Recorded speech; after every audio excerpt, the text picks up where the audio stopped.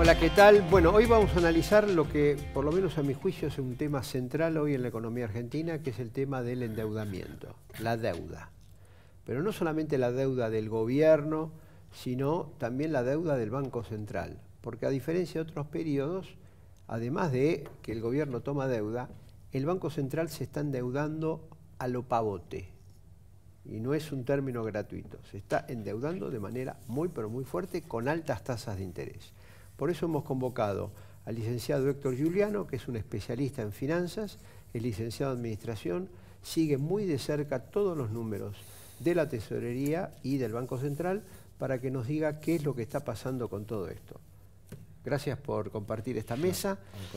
Bueno, los bonos de la deuda argentina están yendo para abajo y el riesgo país va para arriba, superando los 800 puntos. ¿Por qué está pasando eso? Es de rigor.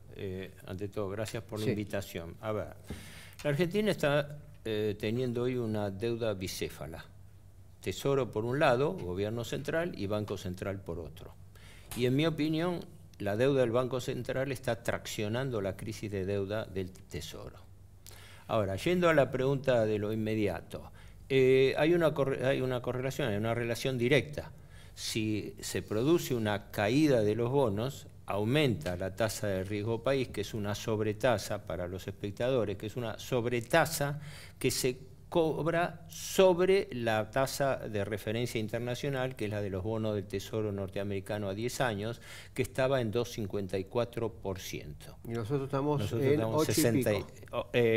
8 nominal, 8 y pico nominal, que realmente siempre está cercano a los 10 o más, según el valor de los bonos. Pero quizás para no confundir a la gente, lo que es importante es lo siguiente. Ahora eso se produce porque hay desconfianza en la capacidad de pago de la Argentina para pagar esos bonos cuando venzan. En efecto, el factor confianza. Ahora, lo que pasa es que el factor confianza es un factor aparte subjetivo, muy manipulado, porque ¿quién y cómo determina la confianza? Es lo mismo cuando se produce una escapada, una corrida hacia el dólar.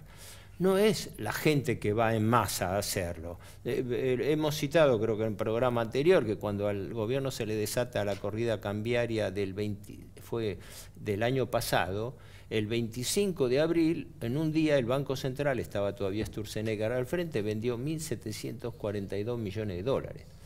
Pero más de 1.000 los compró un solo comprador, la banca Morgan Stanley, y eso le disparó todo el desequilibrio. Ahora, hace pocas semanas, a principios de marzo, volvió a ocurrir lo mismo. El dólar estaba a 37, 39 y disparó a 41,50. Eso trae un efecto en manada de todos los pequeños o generales. Pero no son ellos los que generan, sino que van detrás de la cola. Exacto. Y llegan generalmente tarde. Es claro, porque cuando llega la masa es porque ya los capitales importantes salieron antes. Lo que pasa, para entender esto, yo lo digo, la Argentina está metida en una trampa insoluble de arbitraje entre tipo de cambio y tasa de interés. Los acreedores del Banco Central y también del Tesoro juegan como el gato con el ratón, juegan, ¿me das más tasa o me voy al dólar? Si me voy al dólar, se escapa el valor del dólar, no solamente se le descompagina el pago de la deuda, porque el 80% de la deuda pública del Tesoro está en dólares. Y el banco y el Estado recauda en pesos. Así que prácticamente necesita más pesos para pagar. Exacto. Y por lo tanto absorbe una mayor proporción de los impuestos que recauda el Estado. Exacto. Es decir, de las tres fuentes de financiamiento resulta que el gobierno empieza a apelar a mayor presión tributaria, a emisión de dinero, porque la gente no sabe que pese a la prohibición de emitir, los intereses de la deuda del Banco Central por LELIQ, que son letras a 7 días, y por pases pasivos, que son obligaciones a un solo día de plazo, entre ambas suman casi 2 billones de pesos. El Banco Central, 2 billones. O sea, estamos hablando de 50.000 millones de dólares, más o menos. 40, entre el LELIQ y pases pasivos son 43.000 millones de dólares. Aparte, sin contar los swap, etcétera. A tasas del 68%, eso significa que el Banco Central está pagando más de 3.000 millones de pesos por día de intereses. El Banco Central está pagando más que el Tesoro paga 2.000. Así que si usted suma 5.000 millones... Ahora esos 3.000 los paga porque al renovar tiene que renovar mayor cantidad. Quizá no lo pone arriba de la mesa, claro, pero los intereses pasan a formar parte del... Se capitaliza por anatocismo, efectivamente. Es decir, la mayoría de esos intereses no se pagan, sino que se suman al capital, por lo cual la deuda del Banco Central está creciendo exponencialmente. Pues estamos hablando de plazos de 7 y 1 día. Es una locura. Pero eso, ¿a dónde nos conduce? Bueno, esa pregunta yo no la puedo decir, la ignoro. Lo único que veo... No, la pregunta la conoce, pero sí, me parece que algo usted visualiza. No me atrevo. Al no querer... Se ha hablado, no tengo ninguna información especial porque yo soy un estudioso externo, soy un observador externo. Pero a ver, 2 cosas importantes son...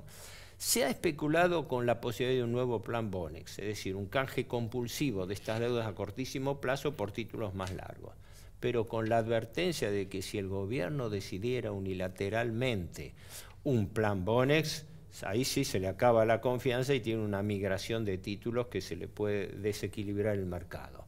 Por eso yo lo que veo es que el gobierno Macri está entrampado en que para poder, porque el gran problema del gobierno Macri, la verdad, no es su reelección, es si puede llegar o no a completar el mandato pagando 5.000 millones de pesos por día. ¿A ese nivel es la cosa? Porque mire que estamos en abril. No, yo no hago un vaticinio de esto político, yo hago un vaticinio financiero. Digo, ¿cómo hace un país para poder sobrellevar una sangría financiera de esta magnitud? Con una contradicción fundamental, que esa no la veo reflejada en ningún lado, que me parece que el gobierno Macri está haciendo algo imprudente, está apretando el freno y el acelerador al mismo tiempo. Porque el acuerdo con el fondo lo obliga a un tipo de cambio flotante con tendencia a subir. Pero el gobierno se empeña en frenar el tipo de cambio, porque necesita un tipo de cambio controlado para que no se vaya la inflación. Para que no se vaya la inflación. Y para llegar a las elecciones más o menos zafando. Ahí es donde yo veo la incertidumbre técnica. No entro a las consideraciones políticas porque se supone que nadie, ni el gobierno, ni quienes lo respaldan en el exterior, porque la verdad que... una pregunta, ¿el FMI no ve esto? Sí, porque lo está diciendo y yo creo que el Fondo Monetario, en particular su directora gerente, Christine Lagarde, está corriendo un alto riesgo profesional y personal, avalando un acuerdo que no se está cumpliendo. Porque, a ver, y que es insostenible. Que es insostenible. Si lo único que está haciendo el gobierno Macri es diferir en todo lo posible para que esta pelota de necesaria reestructuración le pase al próximo gobierno. Ahora, usted lo que está diciendo de que si esto va mal, Christine Lagarde tiene más posibilidades de salir del Fondo Monetario Internacional que le pasen la factura a ella, por haber comprometido al fondo en un plan insostenible. Exacto. Eso, ojo, que eso ya pasó en el 2001, cuando fue que hubo un descabezamiento de Claudio Loser en el hemisferio, Teresa Terminacián, Reisman. Pero esas son conjeturas. Yo digo siempre, yo me muevo con datos. Lógico. Conjeturas no. Y además no hago conjeturas políticas porque se supone que ni el gobierno, ni la oposición, que no está en nada apurada a tomar este paquete, ni los organismos internacionales, el sostén del Fondo Monetario, tienen interés en descompensar esto. En 30 segundos, porque tenemos que ir concluyendo. La caída, esta disparada del riesgo país, ¿qué están viendo aquellos que están vendiendo los bonos? ¿Que Argentina no podría pagar esos bonos después del 2019 o antes de fin de año? No, la refinanciación que se está haciendo a un costo muy grande se está haciendo al costo de achicar el perfil de vencimiento, es decir, renuevan deuda pero cada vez a menos plazo. Acá hay una tasa diferencial antes y después de octubre, claro. Eso se lo están planteando. Entonces, eso aumenta la cuota de intereses y servicios inmediatos y la alivia un poco al año que viene. La perspectiva no es tremendista para el sistema financiero, esto ha ocurrido otras veces, es que la Argentina tiene que ir a una nueva reestructuración forzosa.